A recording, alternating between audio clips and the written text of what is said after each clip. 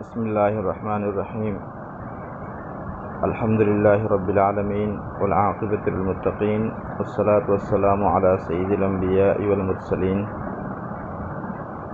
اللہم انفعنا بما علمتنا وعلمنا ما ينفعنا وزدنا علما رب اشرح لی صدری ویسر لی امری واحلل عقدۃ من لسانی یفقہوا قولی۔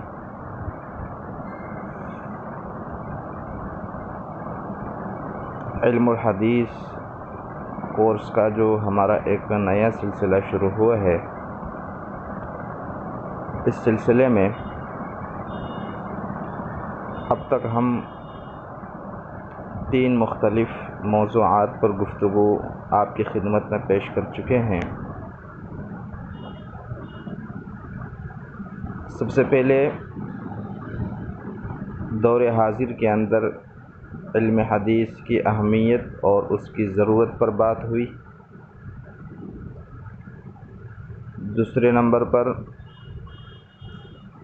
علم الحدیث کی تاریخ اور اس کے پس منظر پر گفتگو ہوئی، اور گزشتہ کل ہم نے حجیت حدیث کے موضوع پر چند گزارشات آپ کی خدمت میں پیش کی تھی۔ آج اس کورس کا چوتھا دن ہے، اور دوسرے الفاظ میں یوں کہا جا سکتا ہے کہ آج اس کورس کا ہمارا چوتھا سبق ہے۔ آج ہم نے جس عنوان پر گفتگو کرنی ہے وہ ہے حدیث کی 6 مشہور کتابیں، یعنی صحاح ستہ کا مختصر تعارف۔ ویسے تو علم حدیث پر مختلف زمانوں میں مختلف کتابیں لکھی جا چکی ہیں، اور ہر کتاب چونکہ نبی کریم صلی اللہ علیہ وسلم کے اقوال اور آپ علیہ الصلاۃ والسلام کے مبارک احادیث پر مشتمل ہے، اس لیے ہر کتاب قابل احترام اور قابل تکریم ہے، اور ہر کتاب کے لکھنے والے نے اپنی اپنی وسعت کے مطابق اپنی کتاب میں صحیح روایات نقل کرنے کی کوشش بھی کی ہے،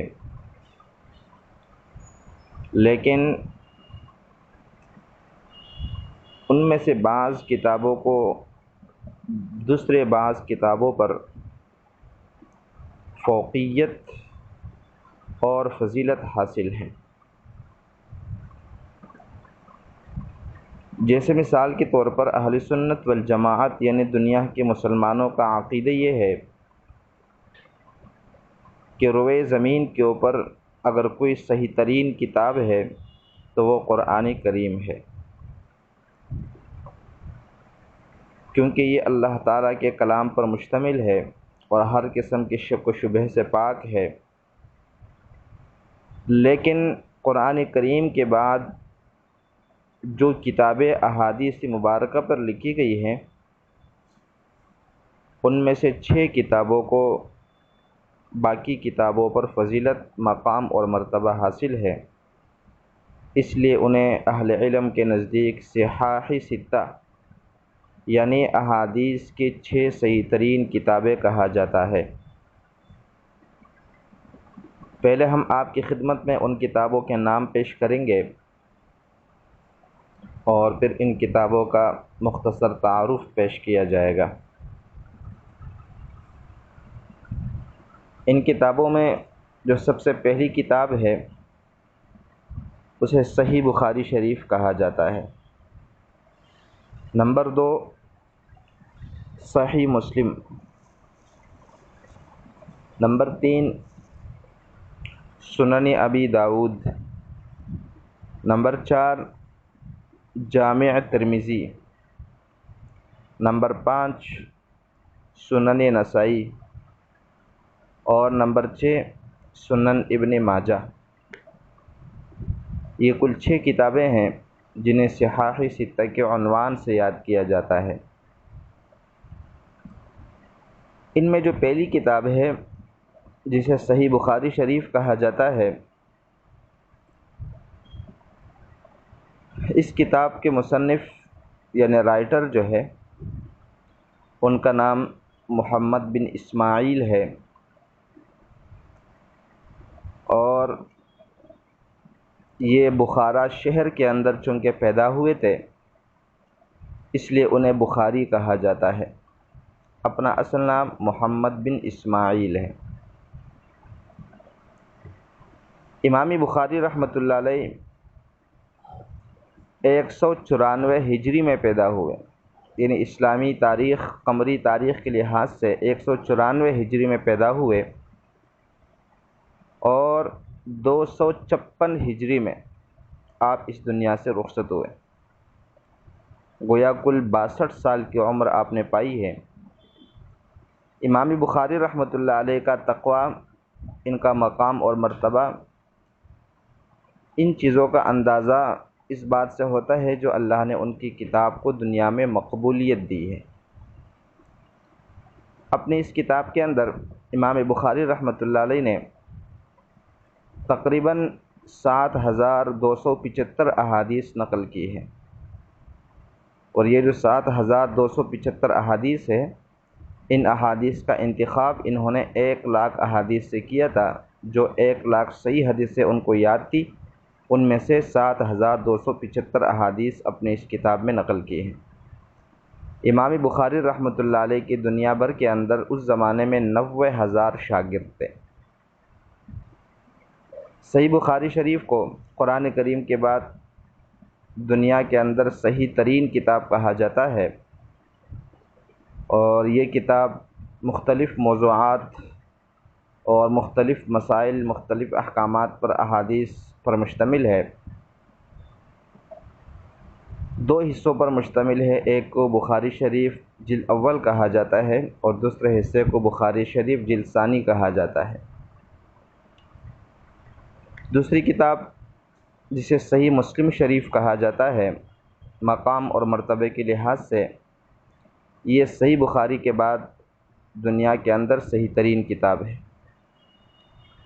امام مسلم رحمۃ اللہ علیہ جو اس کتاب کے مصنف ہے، ان کا نام ہے مسلم ابن حجاج۔ مسلم ابن حجاج ایران کے شہر نیشاپور کے اندر 206 یا پھر 203 ہجری کے اندر پیدا ہوئے، اور 261 ہجری میں ان کا انتقال ہوا ہے۔ امام مسلم رحمۃ اللہ علیہ امام بخاری رحمۃ اللہ علیہ کے شاگرد ہیں۔ امام مسلم رحمۃ اللہ علیہ نے اپنی کتاب کے اندر کل 12,000 روایات نقل کی ہیں۔ تیسری کتاب سنن ابی داؤد ہے۔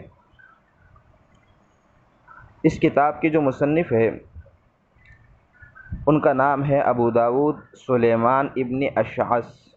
ابو داؤد کنیت ہے اور سلیمان ابن اشعث ان کا نام ہے۔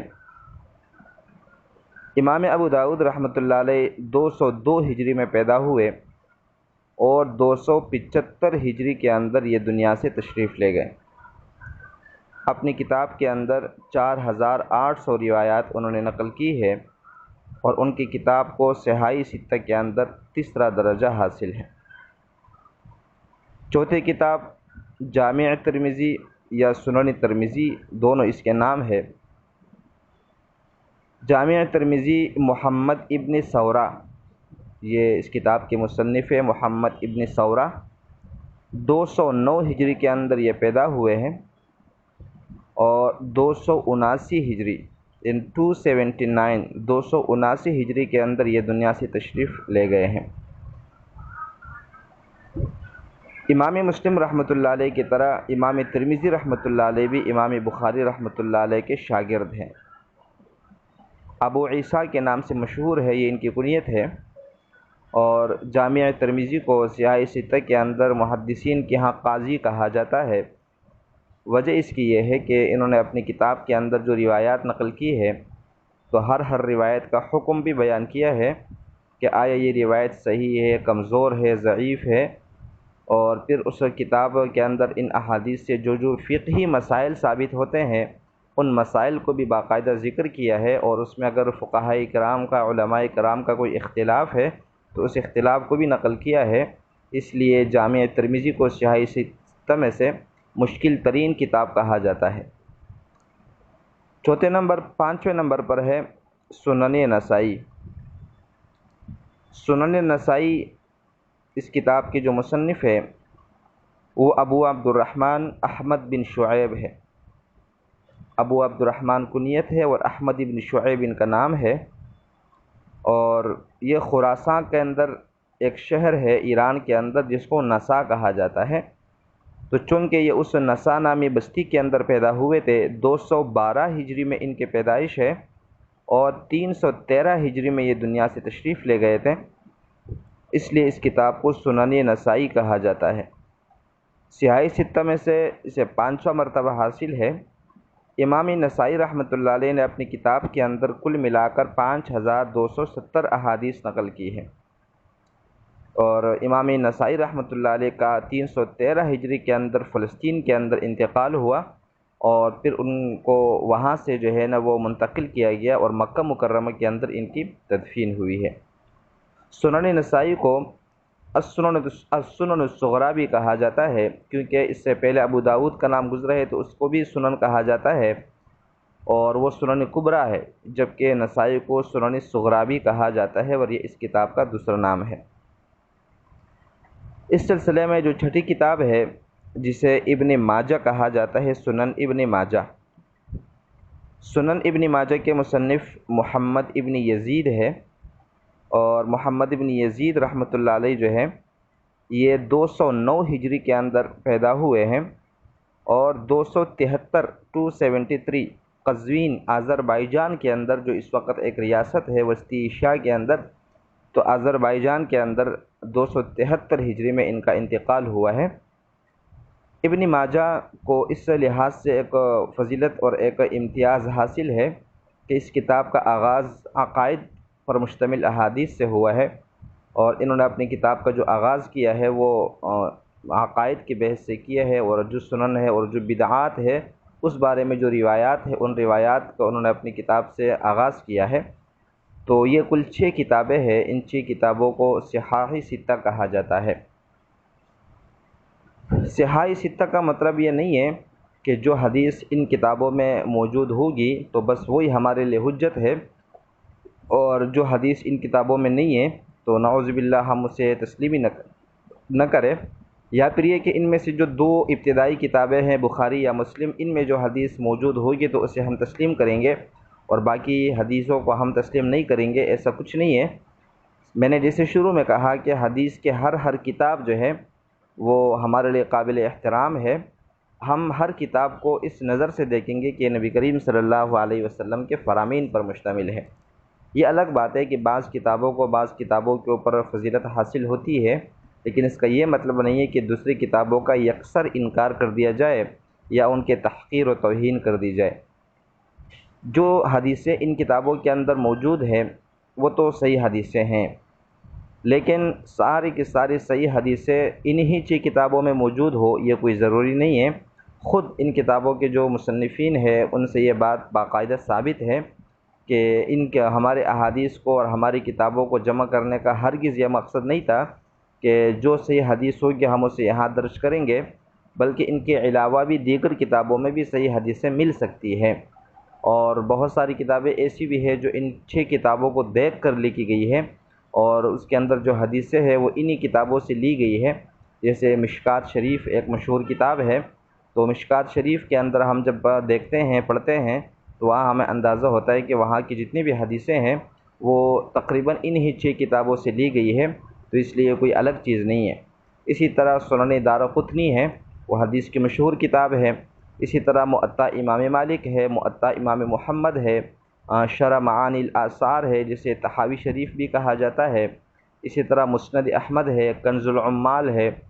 تو اس کے علاوہ بھی بہت ساری حدیث کی کتابیں دنیا کے اندر موجود ہے، اور ہر کتاب چونکہ آپ علیہ الصلاۃ والسلام کے فرامین پر مشتمل ہے، اس لیے یہ شرط لگانا یا پھر اس بات پر اصرار کرنا کہ نہیں جی ہم تو اسی حدیث کو مانیں گے جو حدیث بخاری یا مسلم میں موجود ہو، یا پھر جو حدیث ان کم از کم 6 کتابوں میں موجود ہو، یہ ضد اور عناد والی بات تو ہو سکتی ہے، لیکن یہ حقیقت نہیں ہے۔ حدیث کی ساری کتابیں ہمارے لیے قابل تسلیم اور قابل احترام ہے۔ آج کا ہمارا سبق یہیں تک ہی تھا، اور کل کے سبق میں انشاءاللہ ہم اپنے کورس کی جو کتاب ہے، جو ہمارا سلیبس ہے، جو نصاب ہے زاد الطالبین، اس کا مختصر تعارف آپ کی خدمت میں پیش کیا جائے گا، اور پھر خود علم الحدیث کی مختصر تعریف اور اس کا موضوع، اس کے غرض و غائد اور حدیث کی مشہور قسمیں ہیں اس پر بات کریں گے، اور پھر انشاءاللہ ہم باقاعدہ اپنے کورس کا آغاز کریں گے۔